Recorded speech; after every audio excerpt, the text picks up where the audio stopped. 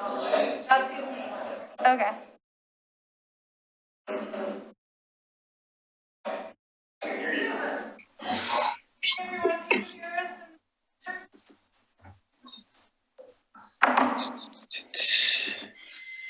Okay, these connected now? Can you hear us okay on Zoom? Yes. Okay, great, thank you.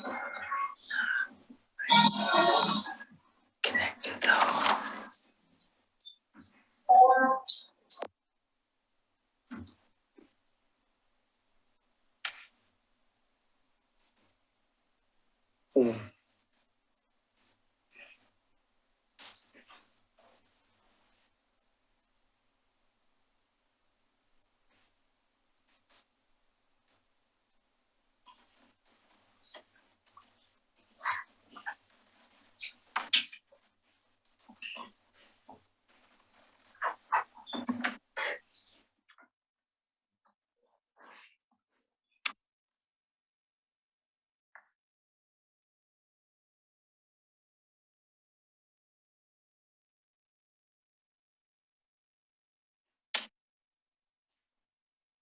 At least that's as good as it's gonna get tonight. Sorry. Gonna have to roll with this one. Not a problem, it's fine. Okay.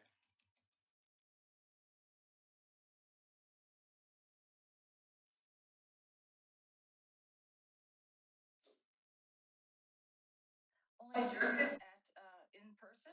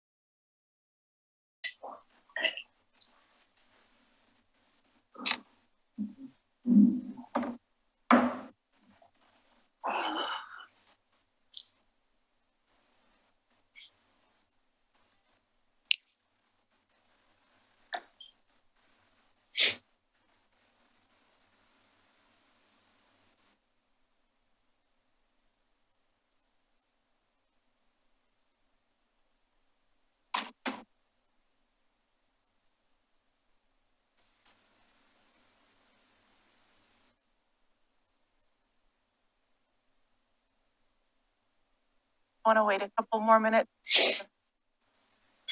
Our Stoll and our Gage. Commissioner.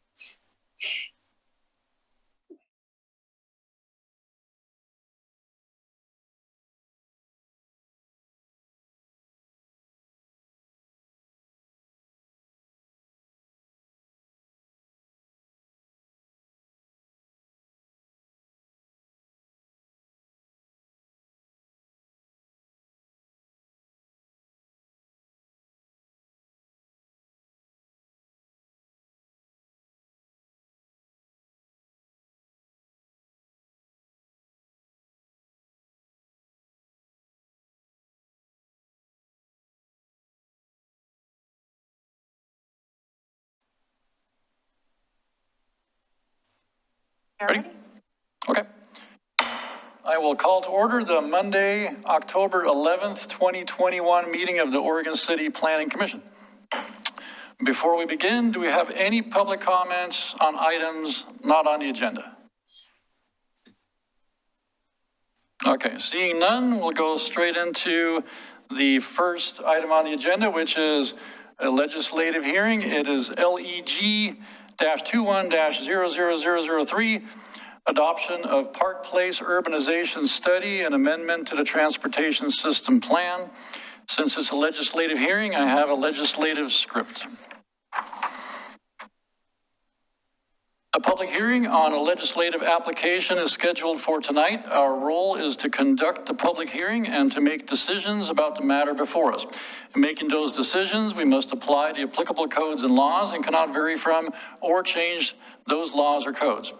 Legislative actions involve the adoption of amendments or amendment of the city's land use regulations, comprehensive plan, maps, inventories, and other policy documents that affect the entire city or large portions of it. Legislative actions which affect land use shall begin with a public hearing before the Planning Commission. A staff report has been prepared for each application and has been made available to the public 7 days before the first public hearing. The staff report identifies the approval criteria that apply to each applicant's proposal. Staff has analyzed the criteria which are contained in the staff report. Upon a recommendation from the Planning Commission on a legislative action, the City Commission shall hold at least one public hearing on the proposal. Any interested person may provide written or oral testimony on the proposal at or prior to the hearing. At the conclusion of the hearing, the City Commission may adopt, modify, or reject the legislative proposal, or it may remand the matter to the Planning Commission for further consideration.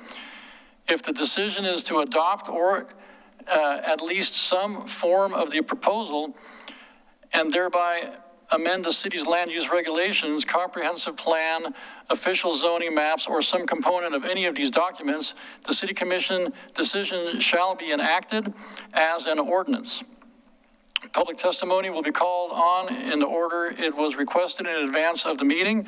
If you have not emailed city staff at planning@orcity.org to request to speak and would like to testify, please raise your virtual or physical hand when I ask if there are others in the audience who would like to participate. For the public record, please begin all testimony stating your name and city of residence. If you would like to receive a copy of the notice of decision, please state your mailing address or email address. Testimony and evidence should be directed towards the applicable approval criteria.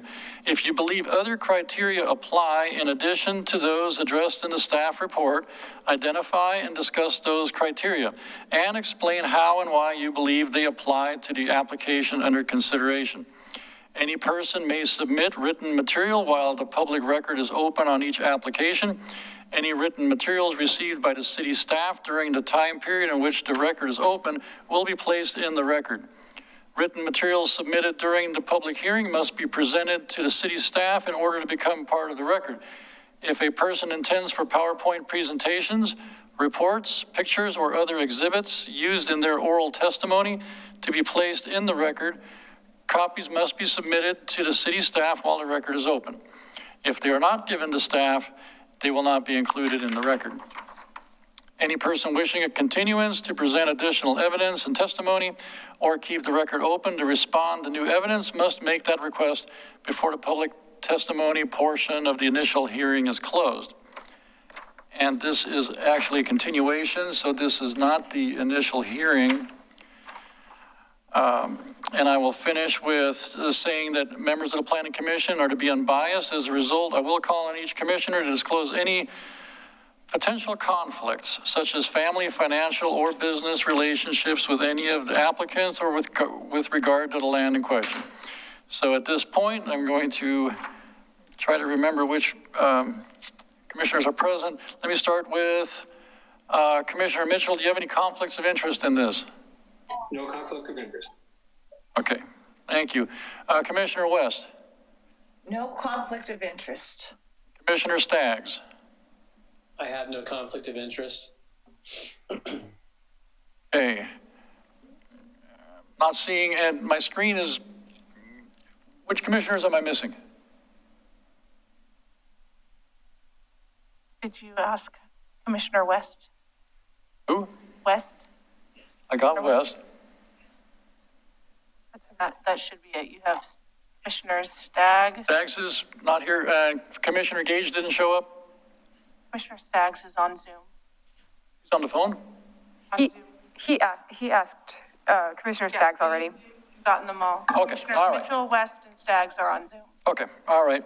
I should have done a roll call and written it down. I knew there was a purpose for that. All right.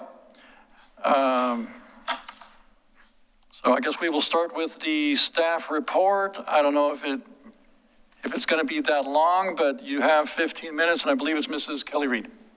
Thank you, Chair Schlagenhofer. Thank you. I'm Kelly Reed, planner with City of Oregon City. I don't have any slides today. This is a continuance from the last hearing. I'll just briefly remind you of the purpose of the plan and talk a little bit about what has changed, what's been updated since last meeting. Just to remind you, the purpose of the Park Place Urbanization Plan is to identify preferred street designs for neighborhood streets within the Park Place neighborhood, many of which are in a kind of a rural state, narrow streets without any sidewalks, parking, bike lanes. Another purpose of the plan is to identify sidewalk infill priorities within the area. This plan is proposed to be adopted as an ancillary document to the city's transportation system plan through the legislative process, which entails the Planning Commission making recommendation on it to the City Commission and the City Commission adopting it by an ordinance. Last hearing, we had a number of Planning Commission comments and concerns and questions, and a number of concerns and questions brought up by members of the public. And we created a list of those issues and questions, the matrix document that was in your agenda packet. And this lists out those questions and concerns and then explains how staff has responded to those, how the applicant, in this case, has responded to those, and whether that resulted in a change being made to the plan. I want to let you know about one change that we were not able to include in the agenda packet. That is in the appendix, where the costs of the sidewalk infill projects are calculated. There was a public comment about the linear feet measurement for those sidewalk segments seemed incorrect and inaccurate. And so the applicant updated that part of the appendix. And Lisa, if you want to show that on the screen, please. Thank you. I think the result was that the linear foot measurement was correct because it's a limited segment of that street, not the entire street. And so in the table, that has been clarified to say where the starting and ending point is for each of those segments. So that was a response to one of the citizen comments. Everything else, all the other changes were in the plan, the copy of the plan that was in your agenda packet. And of course, the applicant is the city in this case, and Josh Wheeler is here again with us today over Zoom for the applicant presentation part of the hearing. He's going to give you a little bit more information about the matrix and those changes that were made.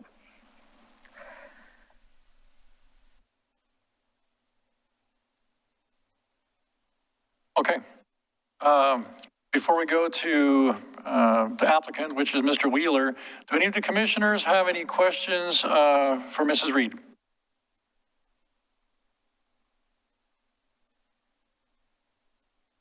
Are any hands up? If the hands are up, I don't see them. Reactions. Does not appear so. Are we ready for Mr. Wheeler? Oops, sorry. Okay.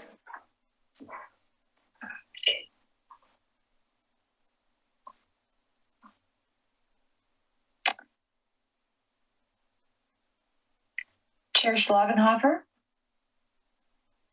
Yes. Should I save my questions for Mr. Wheeler and not for Kelly on the plan? It's not for Kelly? Well, should I save them for Mr. Wheeler instead of Kelly? My questions on the plan, probably. Yeah, because he might answer the question. You never know. So maybe we'd hear from Mr. Wheeler and then see what kind of questions are left over. Okay. Okay.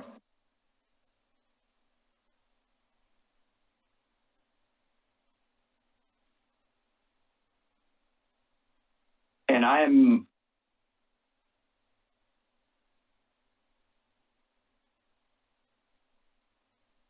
You are muted.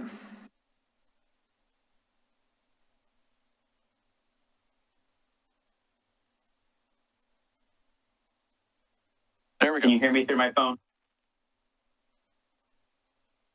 Okay, so now you can hear me? Yes.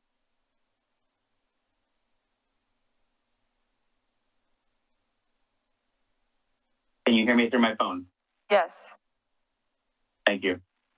I haven't done this method before. Usually I do it through my computer. City staff asked me to speak a little more in detail of what changed in the plan and how we responded to comments. With respect to the Park Place concept plan area that was commented on by a member of the public, there was no resulting revisions to the plan because this plan does not affect the Park Place concept area. That has its own rules and regulations through the concept plan and the code. Some people said they did not receive the postcards.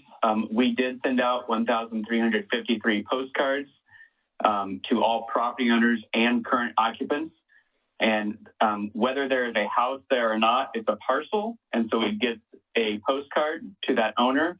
And some properties received more than one card because it would have went to the person residing in the house as well as the person that owns it off-site somewhere. So that's why there's 1,353 postcards. So they did come out, whether the mail did get there or whether they may have been dismissed in a large amount of mail, those things happen with the regular mail.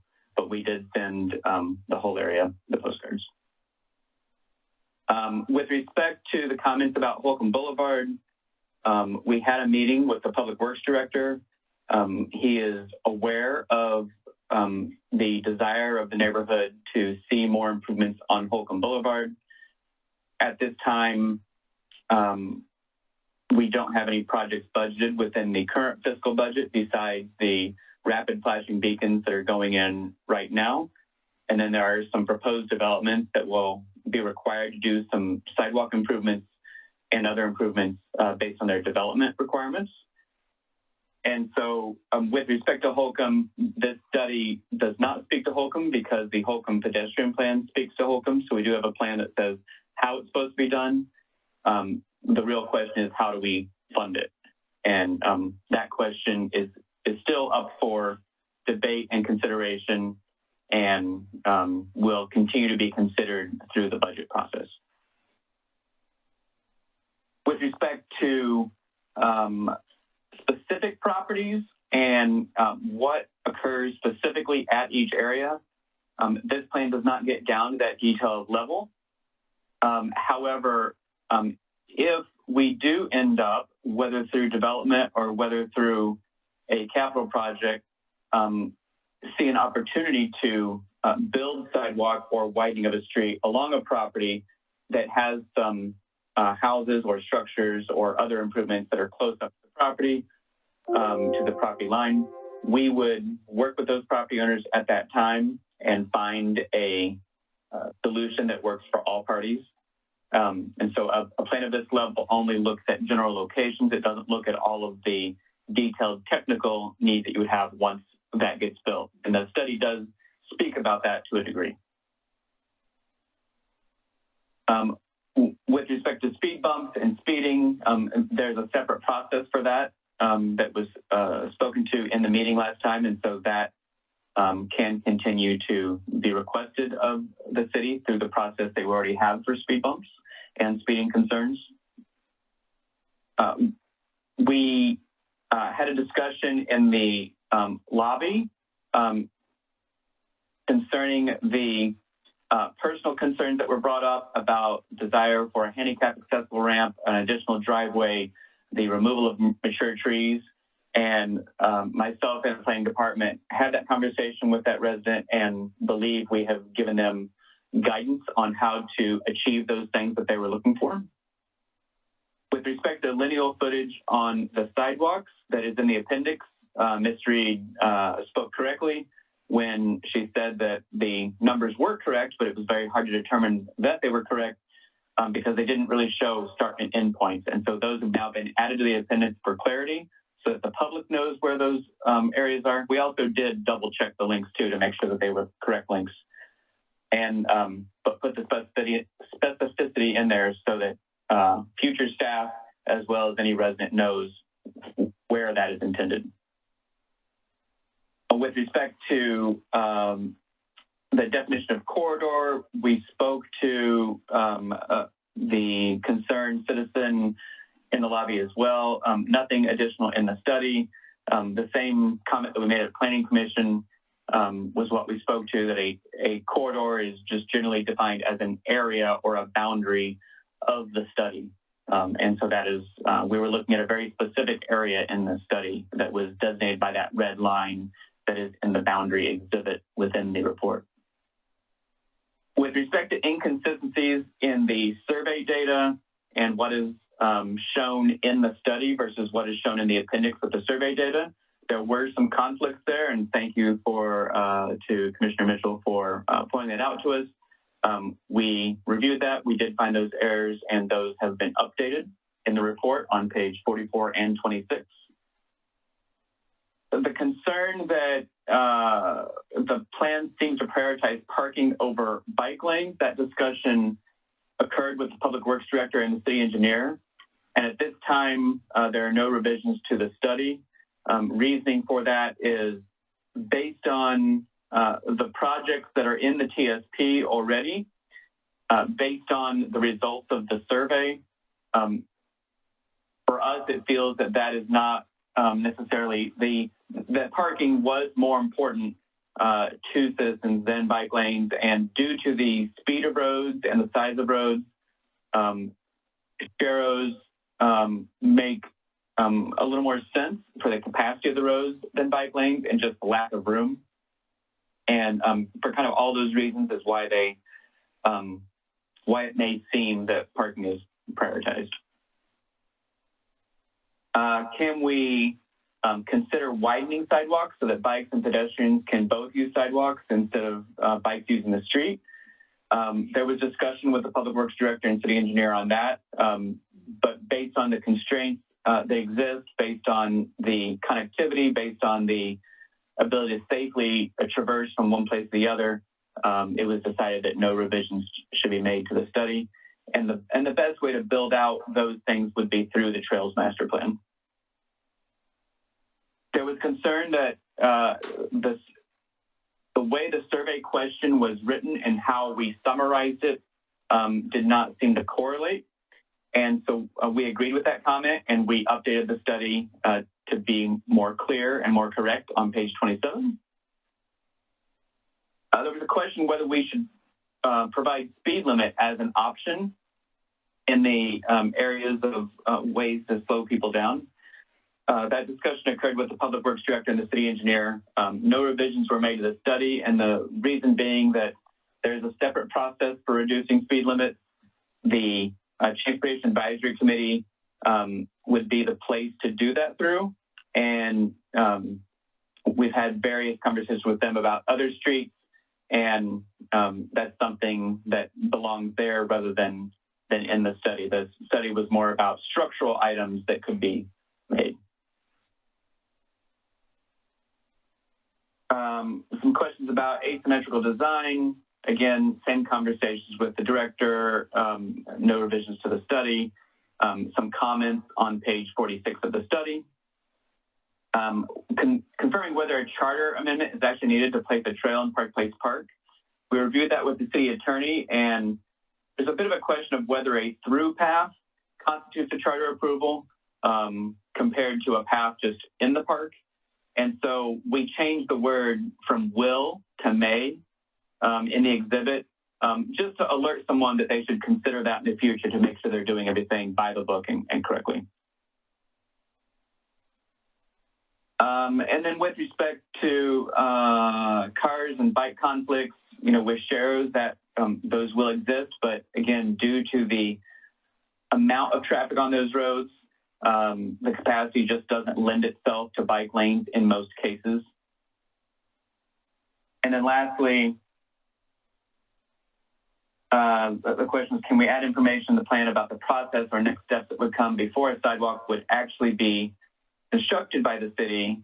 And really, that's a bigger question about budget and a whole process that we would do if we decided to do a project with city funds through public outreach, additional planning, a lot of process. That's much more likely to occur with a development project, and that process alone has a public outreach and other process in it as well. So we did take those comments seriously. That is how we address them all. If you have other questions or questions about these responses, I'm here to answer those.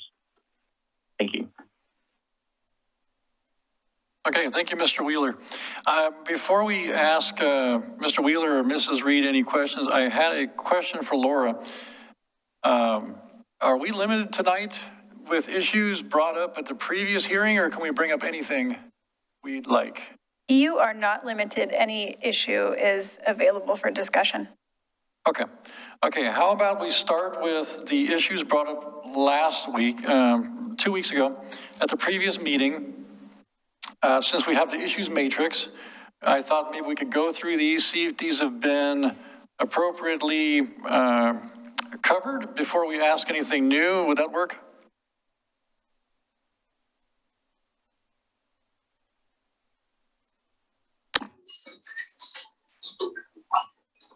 Commissioner Mitchell. Yeah, just one very small thing. First off, Mr. Wheeler, thank you for correcting those places where there were discrepancies between the survey and the summary. Thank you for that. I did notice there is just one small thing. You mentioned on page 27 that you had corrected the wording related to the difference between how the question was worded and the survey.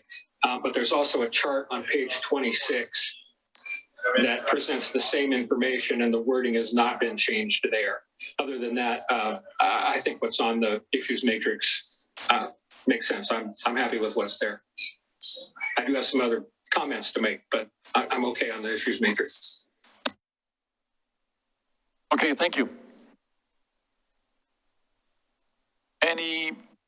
Before we have Mr. Wheeler comment on that, any other questions, concerns for Mr. Wheeler or Mrs. Reed?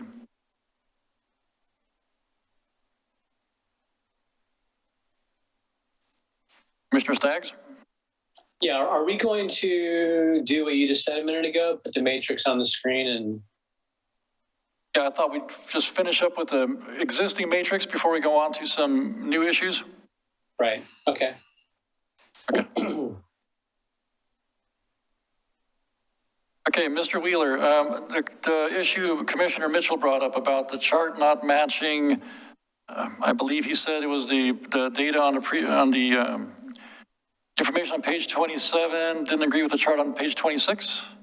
Is that hard to fix?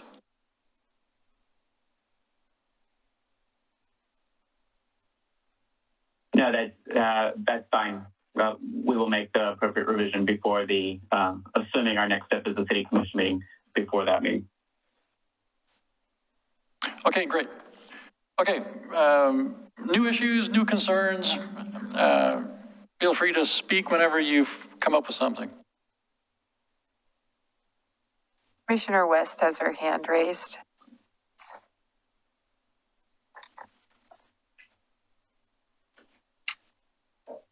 Commissioner West? Yeah, I have several questions. I'm sorry I missed last meeting, and I hope that you hadn't answered this and that I overlooked it. So when I see all those maps of, or all the drawings of intersections of various sizes with bike lanes or not, or parking or sharrows, and then let's see. They all show sidewalks on both sides of the street. And I am wondering, after we were saying, or you've said many times that sidewalks will only be on one street, how am I confused there? Or what's the difference? So there is no intent at this time to have only sidewalks on one side of the street. The cross-section shows that there should be a sidewalk on both sides of the street. The difference is the sidewalk prioritization plan only prioritizes one side of the street. Oh, okay. So, you know, we're trying to get the biggest bang for our buck to get people from one place to another. And the best way to do that is on one side of the street. But if development comes, it would be on both sides of the street unless there's an environmental reason through a natural resource or a geologic hazard that makes it fairly impossible. Then in that case, we would have to make that decision. All right. Then another question, if I may, Chair Schlagenhofer. You had on the trail map, it was figure 4.7 on your trail connections. You had a flashing beacon at front, and you had one at Swan. Why didn't you have one farther up at Holcomb, which I would think Holcomb School, which should be the busiest spot on that street? So the reason they are shown right now is those are two projects that are currently under construction, and so we wanted to acknowledge that in the study.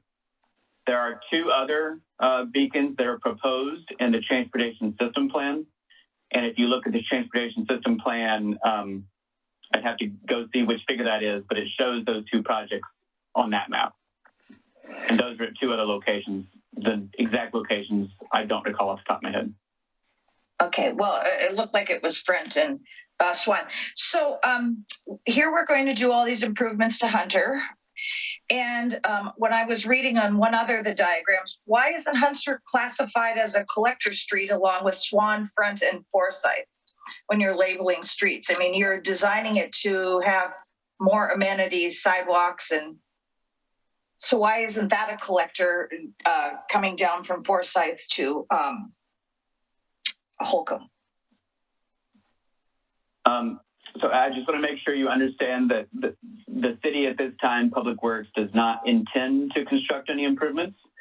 This is a plan to show how we would build it out or in the future, and more than likely by development, private development. The classification of roads is set by the TSP, the Transportation System Plan. And back when we did our TSP back in 2013, one of the roads was actually changed its classification, and I forget which way, local to collector or collector to local, I forget at this time, but those are all set by the capacity, the number of trips on there, connectivity. So that's all done through an analysis of the TSP, not through an ancillary plan like this. And so the next time we update the TSP, probably within the next 5 years or so, potentially, that's when we will reassess that at that time. Okay, and last one. Once again, it's on classifications of street. So I'm familiar with arterials, minor arterials, collectors. What does a family-friendly street, what's the definition of that? And is that a different classification than a little local street? So the purpose of a family-friendly street is slightly different in the TSP than it is in this study. And we talk about that in the section of family-friendly streets to make that more clear. In fact, I'm actually looking at an exhibit right now that actually says that. In the TSP, Front Street, Cleveland Street, Beamer Street are included as projects designated as family-friendly routes. And what that means is the TSP intends to see those streets have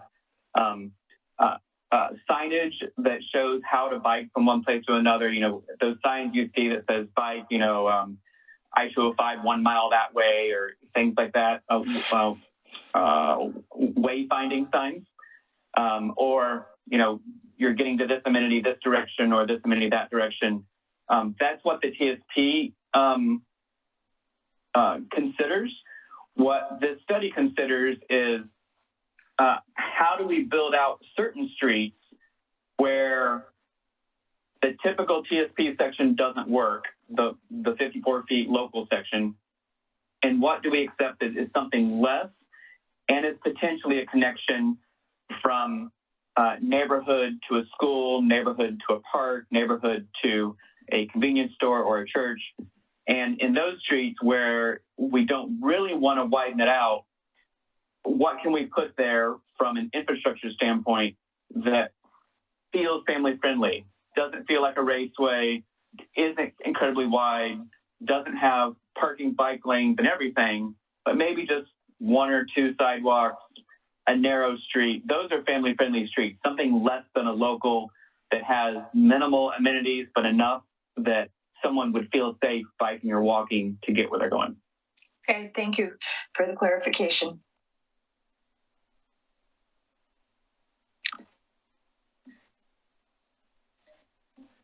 Okay, Commissioner Staggs. Yeah, I was hoping, Josh, that you could just remind us all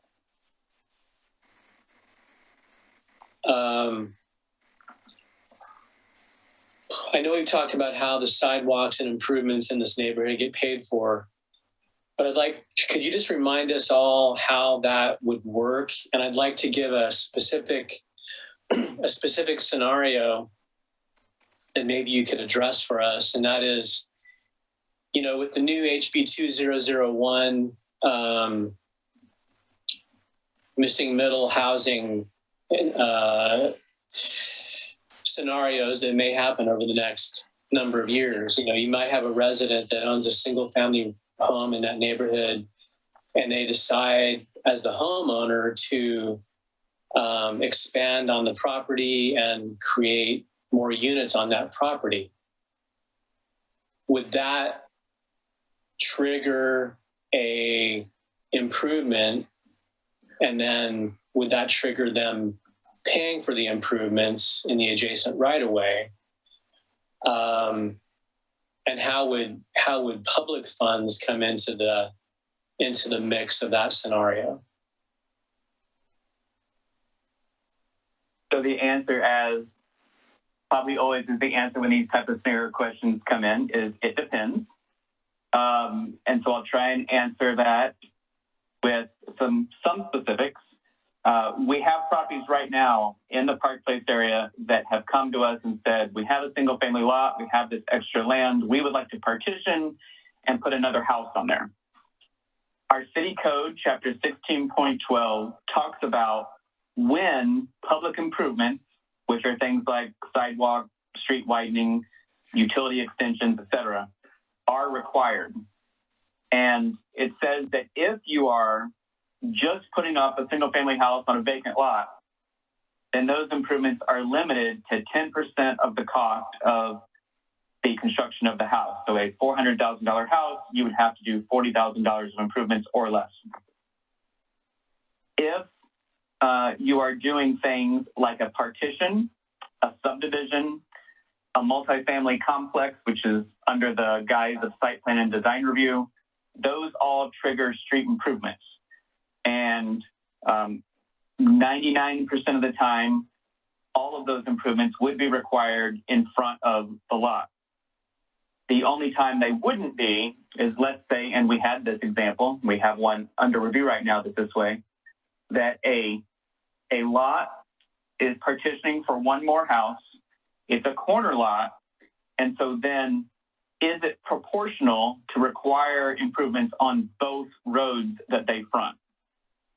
The code says you should, but then case law says you have to be proportional. And so in those cases, normally we end up with only one road and we have to choose which road is more important to do improvements on. That recently happened at Ames and Swan, and we had those improvements done on Swan rather than Ames. We still get the right of way for the future, but we can't require the improvements because of a proportionality requirement. So hopefully I answered that question, but it definitely depends on the scenario. Okay, just a quick follow-up. So want to make sure I heard you correctly. So if it's someone with a single family lot and they're not subdividing and they're not partitioning the lot, they're just simply adding more units to that lot, then the cost that they would incur would be 10% of the construction cost. Is that right? That specific scenario, I'm going to give you two scenarios. One is a existing single family house wants to expand their house, put on an additional bedroom, double the house in size, whatever the case. Our code says that if you expand your house to 50% or more of the existing livable square footage, then it triggers the 10% rule. If in your scenario, there's an existing house and the zoning allows them to, say, create like cottage homes. I can't think of a better example than that. If the zone allows it and they can put a lot of extra houses on there, cottage home style, then that would go under site plan and design review, which does fully trigger all public improvements. The one that doesn't is an ADU. So if one single family house existing wants to put an ADU in their backyard, if I recall, and I have to look at code to confirm, but if I recall, we exempted ADUs from public improvements. I think these are important considerations with the new HB 2001.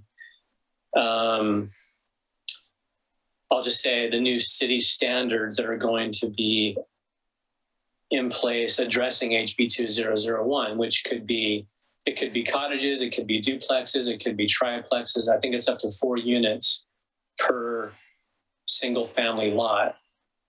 So I think that's an important thing for us to have, definitively in our code that says, okay, if I'm changing this from 1 unit to 4 units, does that or does that not trigger paying for the public improvements in the adjacent right of way?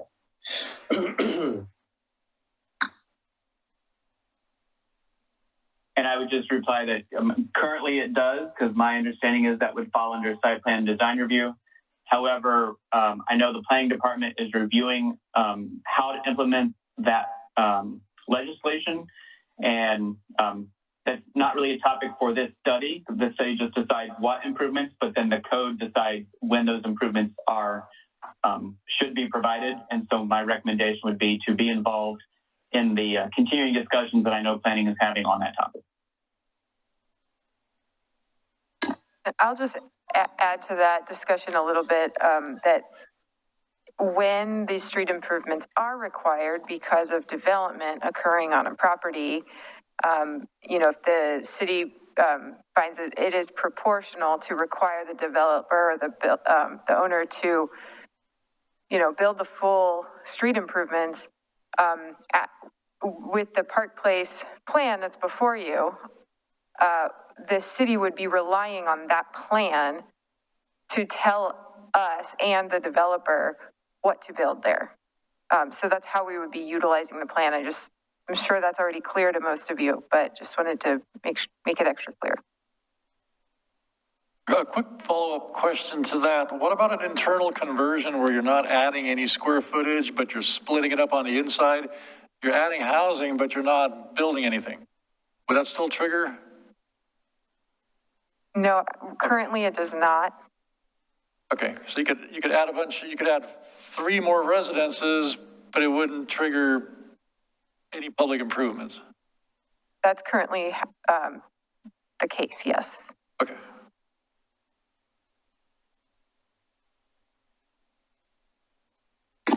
Commissioner Mitchell, yeah, you must have a question. Yes, Okay. I still have concerns with this on the parking versus bike lane. I may have missed it, but I didn't see any great clamoring in the survey for parking. I think I may have seen it mentioned once or twice in comments. but I would like to read something. I'm quoting from the summary of the report, and it says over half of respondents stated it was not important to widen existing roadways, but do believe it is important to separate bicyclists from cars. Over half of respondents do not believe sharrows provide adequate protection when bicycling within the neighborhood. And I still think in this report, and I know I'm not an engineer and I don't know how to make it fit, but I think that there is, in the proposed street sections, there's still too much space dedicated to parking and not enough space dedicated to bike lanes. And, you know, I don't know where we go from here, but I'm going to have a real hard time voting for this for the reasons I just stated. I think it's still relying too much on parking and not enough on bike lanes. And I don't know how we can call a family-friendly street a 14-foot wide lane, which is going to increase speeds. The wider the lane gets, people drive faster. We got a 14-foot lane and no accommodation made for bicycles. Oh, those are my thoughts. Okay, thank you. And I'd like to add something to that because I've got similar concerns. I was looking at the map. I'm not sure I'm completely deciphering it correctly, but maybe Mr. Wheeler could answer this a little easier than I could try to figure this out myself.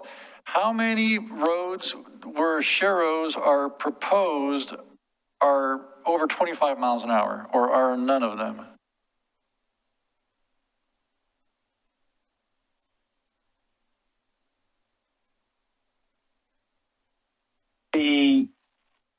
I do not know if any roads in the Park Place area are signed for speed limits besides Holcomb Boulevard.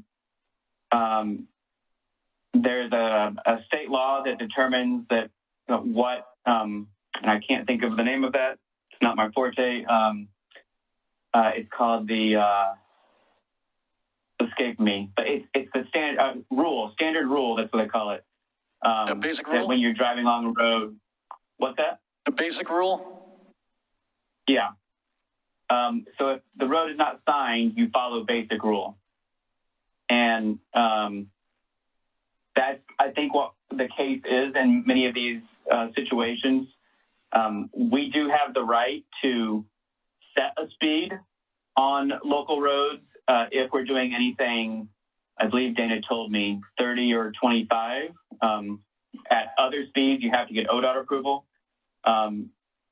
But that's not something that the neighborhood or others have brought to us to go through the process of going through the Transportation Advisory Committee to make that consideration. The other thing I want to comment on, and I appreciate the conversation on what is basically a bikes versus parking argument. You're going to have one person on one side desiring one thing and one person desiring another. How we came to that conclusion was we provided options in the second survey that showed, for example, question 4 showed respondents, would you prefer to have Front Street have parking on both sides and sharrows and driving in the middle, or would you like a separated bike lane with parking only on one side? And 53% said they did not want the separated bike lane. 47% said they did. So it is close, but we followed what the majority said there. We have a similar situation on Apperson. Apperson, we said, do you want that to be sharrows with cars, or do you want separated bike lanes? And this isn't even parking at all. They said, we want sharrows in driving. We do not want separated bike lanes. And so it was very challenging for us to see the summary that Commissioner Mitchell talked about, how one of the surveys says they don't feel more comfortable with sharrows. They do want places for bikes, yet when you give them the cross sections, they don't want those separated bikes. And so that whole process led us to asking the questions on those cross sections, and that's what determined which one we should use. So that's all I have to say on that. Okay, yeah, I kind of interpreted the responses from the surveys kind of the same way. People, they would love to have everything if it doesn't cost them land and money.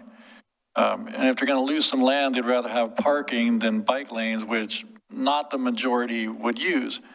I'm not a fan of sharrows just because you're trying to share, and I'm not thinking about a 45-year-old commuting to work. I'm thinking about a 12-year-old riding to school, and then you've got a car right behind them waiting for, you know, the car coming the other way to clear so they can pass, and it's not ideal, especially for through roads.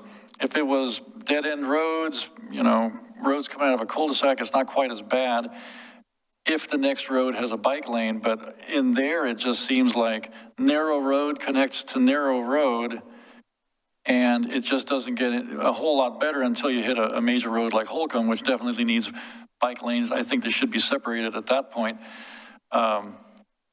It's difficult. I agonize for staff for trying to draw something up that satisfies the neighbors and satisfies bicyclists, and then people trying to commute at the same time. So, did I come up with something better? No. I haven't found any magical solutions to it. I do think strongly that any road with a sharrow should not be over 25, maybe even 20. I don't know if we can mark every road in that area 20 miles an hour. That may be extremely unpopular in itself. So I don't know how far I'm going to go with that, but those are my concerns too. So if anybody would like to add anything else, please feel free. And then we'll go to public comments after that.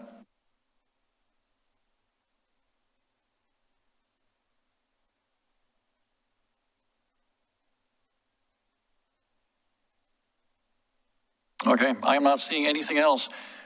So at this point, we're going to get to the public comments. I don't think either one of the comments I have is a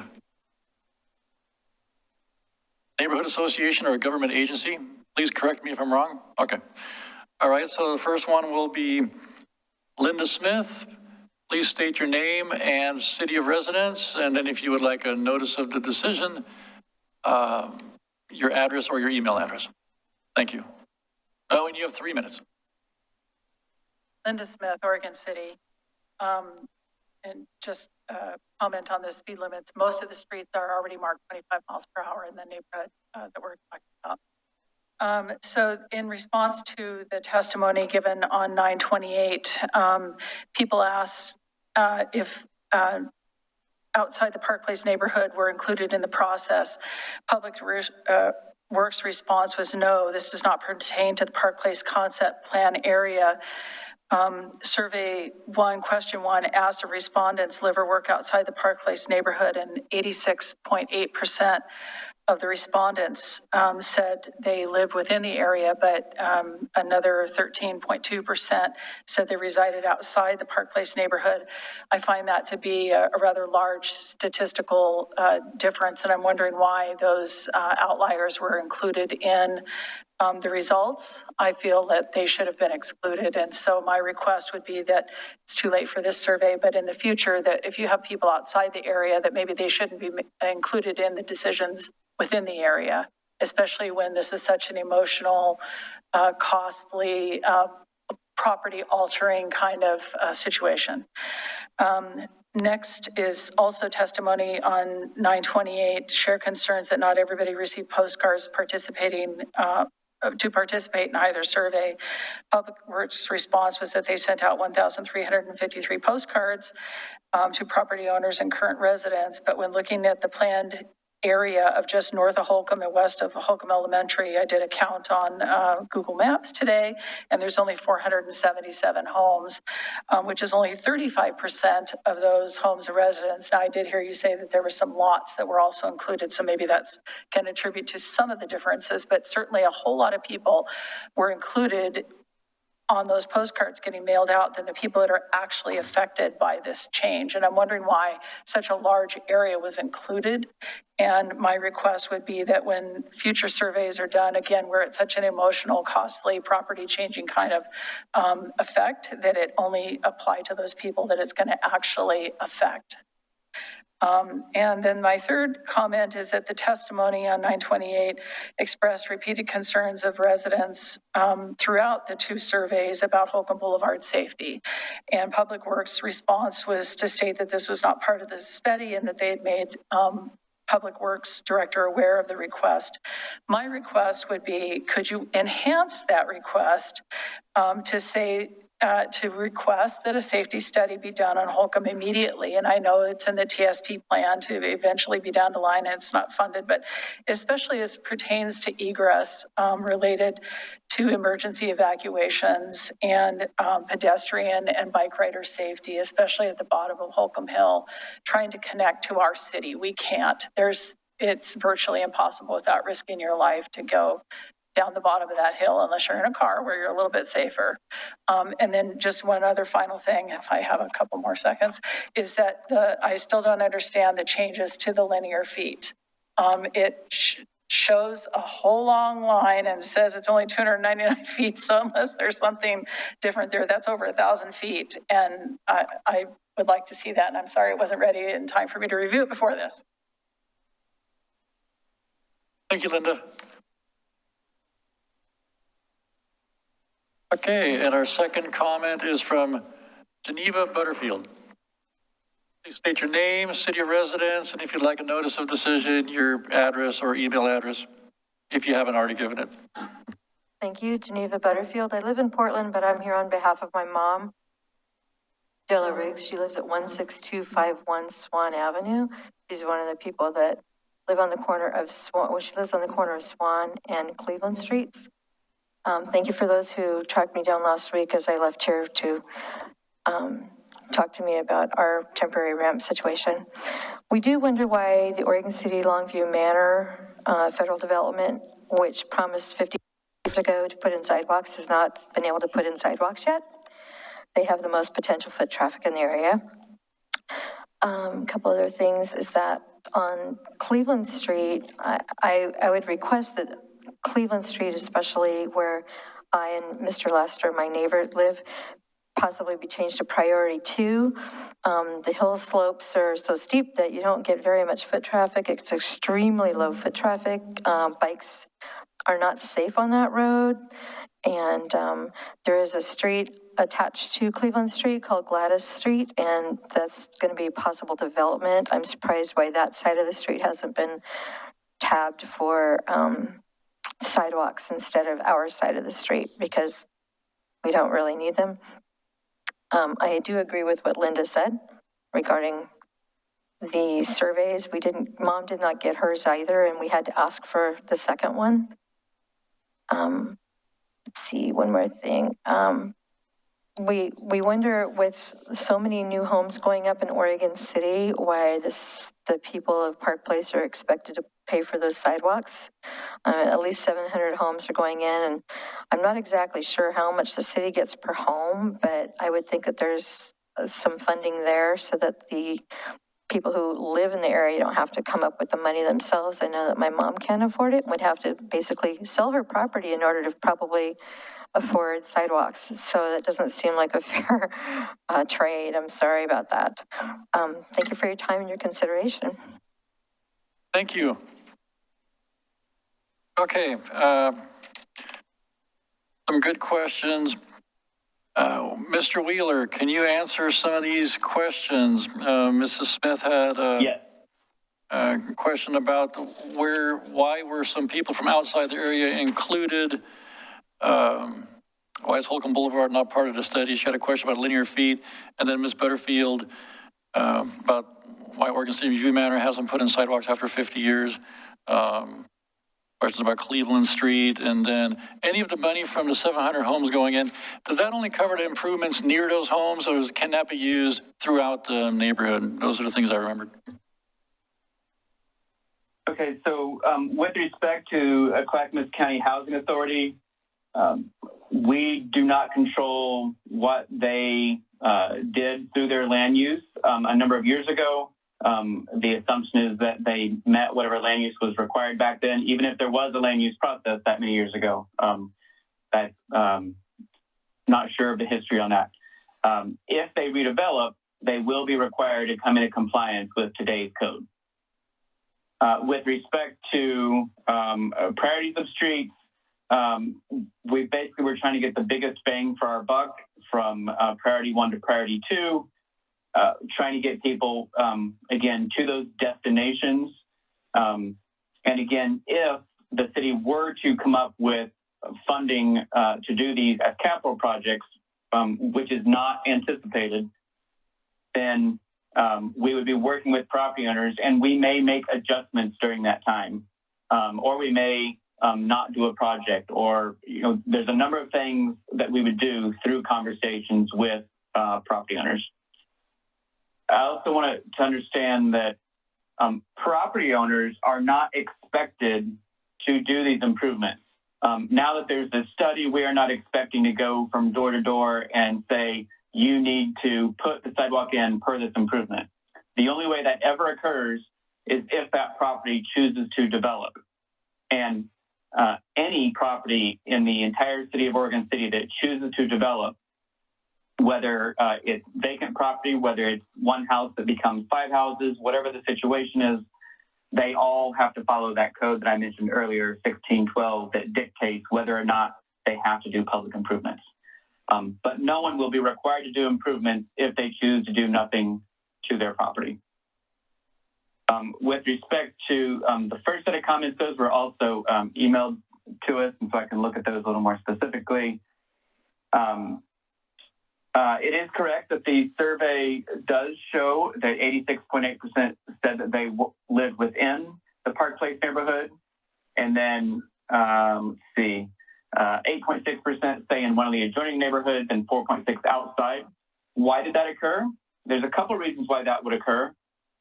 Again, we sent these postcards, the 1,353. While there may be 400 some houses, there are numerous properties, and those properties may have multiple owners assigned to it. So we have a GIS system, which stands for Geographic Information System, that shows us every person connected to a property. So it might be a renter, it might be an owner, it might be a trust that has 5 people connected to it.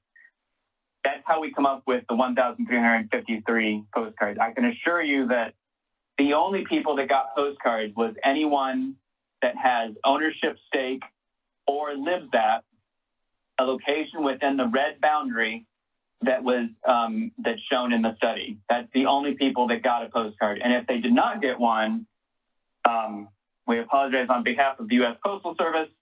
But if needed, I can go check the address list and see if somehow yours was left off. But my guess would be it somehow got lost in the mail. I don't want to make excuses or anything, but we did have an extensive list that it's the way we do whenever we do postcards, it's the way we do that for all of them. We go to GIS, we get our whole mapping system to be able to get that out to people. So that's why there were so many postcards versus so many houses. And that's why some people did not live in the neighborhood. Someone that owns in Park Place may live in Gaffney Lane. And so they took the survey potentially. Someone that owns in Park Place may live in Portland. That would be outside of the immediate area. That does happen, and that is likely how we got 26 other respondents with people that own the property but don't live at the property. And we talked extensively whether we should only send it to people that live there or people that own or both, and we decided both, especially for the reason of the vacant property that may be developed at some point, that those people should have a say in what happens to their property in the future or what may happen. With respect to a couple of the other comments, let's see, I talked about the survey. I talked about the houses versus the postcards. And again, the Holcomb, we have heard ever since the wildfires, the concerns of the emergency evacuations. We appreciate that is it's a challenge with a one-way in, one-way out scenario with Holcomb Boulevard right now. If the Park Place concept area develops over time, there will be alternate routes to get out of that area. Is there anything that can be done right now at the bottom of the hill? I would say look at the transportation system plan, look at any projects that are planned. It is one of the city commission's goals to look at the prioritization of the transportation system plan projects and potentially reprioritize them. That process is probably going to start soon and is intended to be done by the end of the biennium, which is June 30th, 2023. But it is a goal of the commission to prioritize those projects, or at least look at how they're currently prioritized and see if we want to reprioritize them. And that may mean that more of the rapid flashing beacons, that improvements on Holcomb Boulevard with respect to other improvements may or may not occur based on that prioritization. So that prioritization will be determined through a conversation with the city commission and the public works director and his staff. I think that answers all the questions in the public comments. Okay, one quick question. You said the city was they decided to do both resident owners and owners that may or may not be residents, but definitely only owners, no renters? No, renters too, people that occupy. So. Okay. Anyone that occupies the property all got a postcard, or at least were mailed a postcard. Anyone that owns a property were also provided a postcard. Okay, excellent, thank you. Okay, anybody else have a question they would like to ask staff before we move on? Staff or the applicant?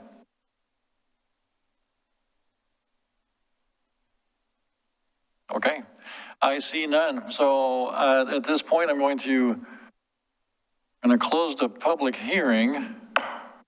Record is still open, but now we can discuss this and decide, do we need to, are we going to send staff back with,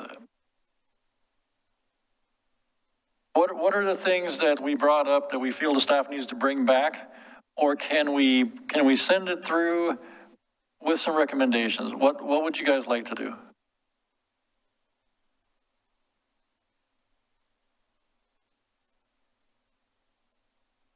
I'm not seeing a lot of hands. Commissioner Mitchell, I think you brought up more concerns than anyone. Does anything need to be added in there, or do you think we can approve this the way it is? Well, I personally, I can't approve it the way, I can't recommend to the city commission that they approve this for the reasons that I stated a while ago. And I don't know whether, it probably doesn't make sense, I guess, to go, ask staff to go back and rewrite the thing, because, I'm probably coming from a more perfect world and not realizing all the engineering difficulties that are going to come up. And so maybe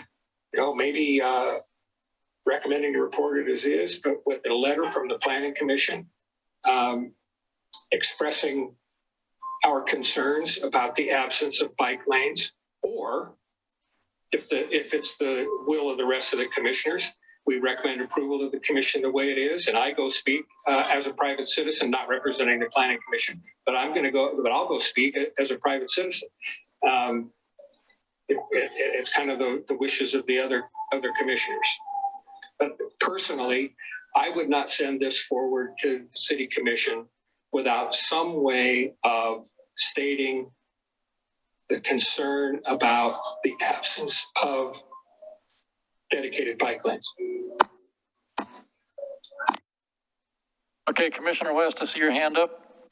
But that's just my opinion. Well, excuse me. My thoughts are, after listening to the meeting 2 weeks ago, I had to listen to it on, or online. I wasn't in attendance. Is that the TSP is the 10,000 foot view of how our streets work and how the grid works, and that this urbanization plan is the 1,000 foot look at it. And that I also thought I heard tonight that as there's no funding, we don't know when this will happen. Hopefully it will happen. That there's still room for negotiation and changes. And what's the teachable moment out of this plan to me is how difficult it is to do things retroactive in a hilly area with streams and a county zoning, and that's been there for 40 years. This is a challenge, without a doubt. And I think that we're all trying to make the best of what we have of the situations. But I understood from my understanding from how they presented it is there's still maybe some wiggle room when the time comes, when the street comes, when the funding comes, that there's room for change. And I would like to see this move forward as stated tonight with the revised changes from 2 weeks ago. Okay, thank you. Commissioner Staggs, do you have anything? Yeah, I share Mike's interests in having more pedestrian, bicycle-friendly streets. However, I think about a lot of neighborhoods in Oregon City, and I'm thinking about Kenema in particular, with very small streets and trees and kind of quirky things that happen all over the place because it is what it is and it's hilly and that sort of thing. And it's hard to get regularity and consistency in those kinds of conditions. So I share his concerns and interests, but I think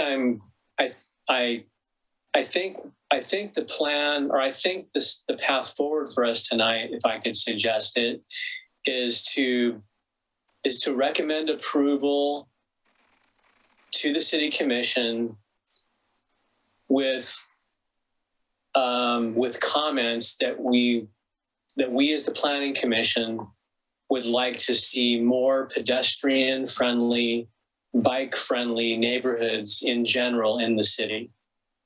In as many conditions as possible to make Oregon City a better place to live. That's what I would like to suggest we do. Okay, thank you. I'm looking at our options here. We can recommend approval for the plan as presented. We can recommend approval to the City Commission for the plan with the changes suggested. But some of Commissioner Mitchell's concerns are, it sounds like it's concerns of all of ours, that there is no perfect way to make this transportation system plan perfect, because to make the roads and sidewalks and bike lanes perfect, then you're taking too much land away from the people that no one could possibly be happy with that. So, and I don't see making changes I don't think we can perfect this. So I think making a recommendation to the City Commission with our concerns and is about the best we can do. So with that, would anybody like to make a motion to, now a question for Ms. Turway. If we don't get a motion, if nobody likes this, where do we go?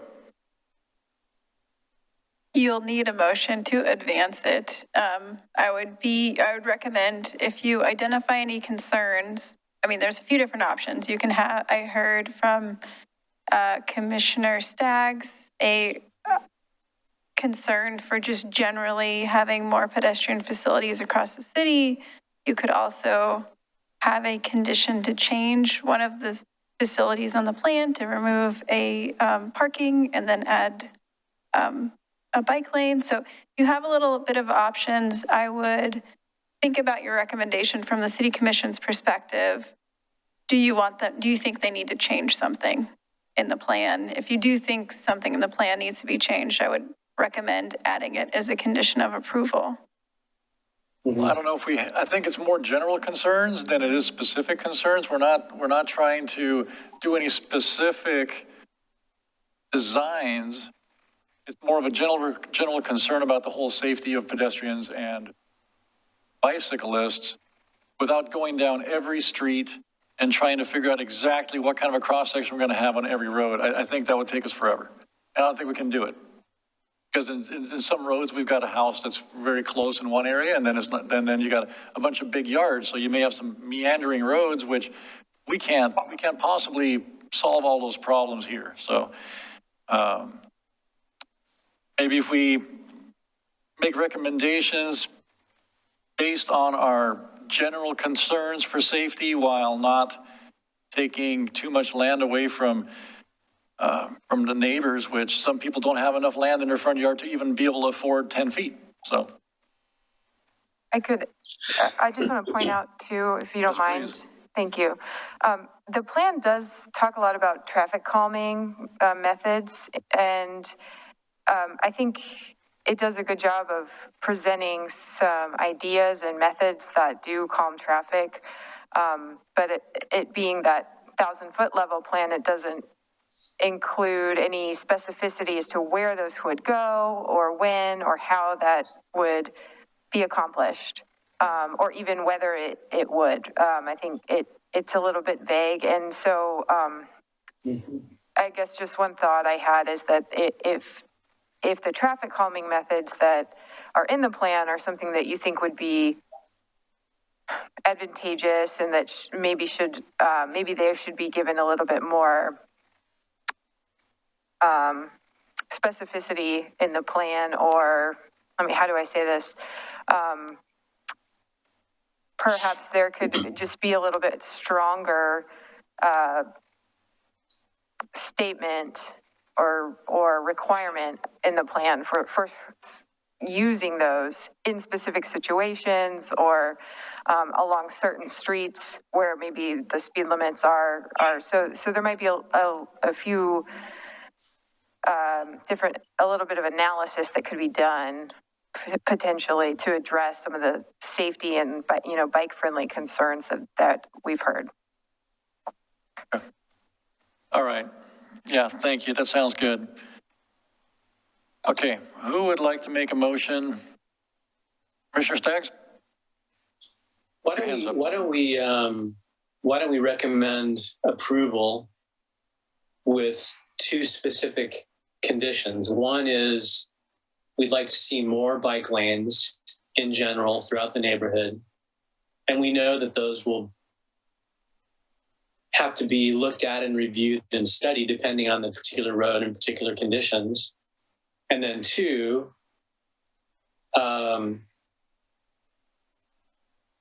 have more or give more weight to the traffic calming measures in the neighborhood. Okay, the traffic calming sounds easier to put in there. More bike lanes, are we talking about specific roads? No. Okay. We're just saying, in general, we'd like to see more bike lanes in the neighborhood on a case, I'll just say a street by street consideration and basis. Because one street is different from the other street in terms of the steepness and the properties and all the issues that we have to resolve around. But we could generally say we recommend approval, but we'd like to see as this becomes implemented over time, that we would like to see more bike lanes generally in the neighborhood. And I want to make one other comment related to that, and that is that I understand and respect the survey data and survey information, but then there's also there's also broader, general kind of citywide things that we're trying to achieve. So you might have one person in the neighborhood that, there's absolutely against doing anything because of whatever reason. So, if you had a survey that was like 50-50, 50% want bike lanes and 50% don't want bike lanes, then, this isn't really a vote, right? It's not about a vote, whether it's this many people want X and this many people want Y. It's more about I would suggest that it's more about the greater city plan of what we're trying to achieve in the city, if that makes sense. So anyways, just to summarize, what I'm saying is I'm suggesting that we recommend approval to the city commission with comments that say we'd like to see more bike lanes generally in the neighborhood as this plan is implemented, and 2, more traffic calming measures generally as this is implemented over time.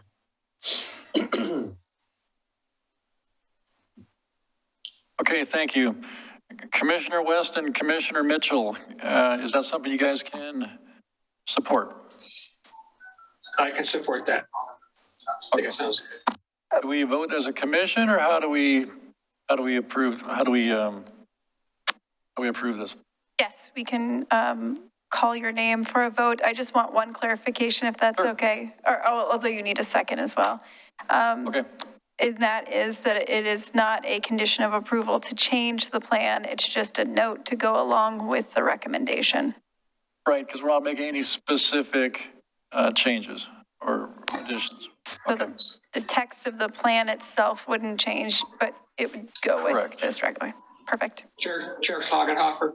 Yes, Commissioner Mitchell. I just want to be clear on one thing.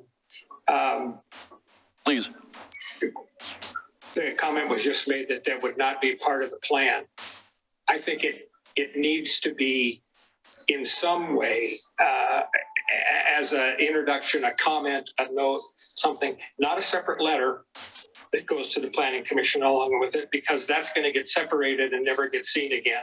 I would personally, I can support what Commissioner Stagg said, but it needs to appear somewhere in the report as Planning Commission concerns or Planning Commission comments. Okay. Well, why not make it a condition of approval? Make it a condition. We're not really approving this. We're recommending the city commission approves it. We don't have right. It's not our authority to approve it. We're recommending to them. Right, but Laura just said a minute ago we could attach conditions of approval. I thought. Did I not hear that correctly? You're both right. The recommended conditions of approval. Recommended conditions of approval. I think we should say recommended conditions of approval are those 2 items that we talked about. I second that. Okay. All right. We have a motion and we have a second. Call roll, please. Yep. Commissioner West? Aye. Commissioner Staggs? Aye. Commissioner Mitchell? Aye. Chair Schlagenhofer? Aye. Okay. Motion passes. All right, and for the audience, then that will be before the City Commission on Wednesday, November 3rd. The record is still open. They'll still take testimony. So it'll be on the agenda that will be posted a week in advance of the meeting. Okay, thank you, everyone. Okay, next item on the agenda, and there's only, head back over there. Just communications. All right. So as you know, the planning division consists of an assistant planner, a planner, 2 senior planners, and then I serve as the community development director, which supports both the building department and the planning department. We have just posted a position for a planning manager, so we're taking one of those senior planner positions and making it a planning manager. Right now, everyone within the planning department reports directly to me, so there would be a manager for that department or division. That's online now if you know any good applicants. And just another update on OC 2040, our comprehensive plan update. And so for OC 2040, we have been doing more than a year of public involvement, created a wonderful community vision for what we want our community to be 20 years from now, and are now starting to work on what really are the goals and policies that we'll end up having in the comprehensive plan document itself. I'm happy to announce that we had 4 successful summits over the past 4 weeks, 1 a week. And we also had, following each summit, the next day we had a coffee and comp plant. So people had an opportunity to come in, speak with us in person, and just chat more about the project as a whole or specific topics as well. So now we're going to start to move on to the next phase of the comprehensive plan, which is, again, diving in a little bit deeper on those potential goals and policies. So we're going to take the information that we've heard in the summit and summarize that, and then you'll see some surveys to get more feedback on that feedback that we've got, as well as additional input from the community. And then you'll start to see us move along and refine those into goals and maybe, policies as well. So that'll happen through the winter. So more to come on that project. Thank you to everybody who took the time to participate in our summits, as well as our variety of surveys and other outreach methods we've done for that project. A comprehensive plan is supposed to be for the people, so it's helpful when we do get people that participate in it. So thank you very much for that. Last thing is our schedule. We are scheduled to meet again in 2 weeks on October 25th, so we'll have that meeting. We also are definitely scheduled to meet on November 8th. For November 22nd, holidays are always a funny time for Planning Commission.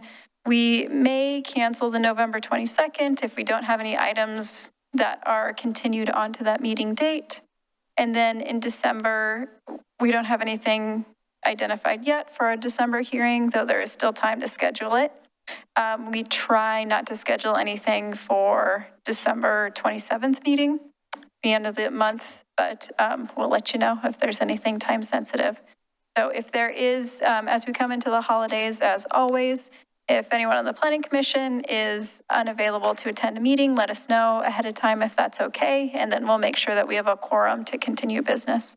It's never been a problem in the past, just sort of putting it out there for this year. And that's all the communications I have.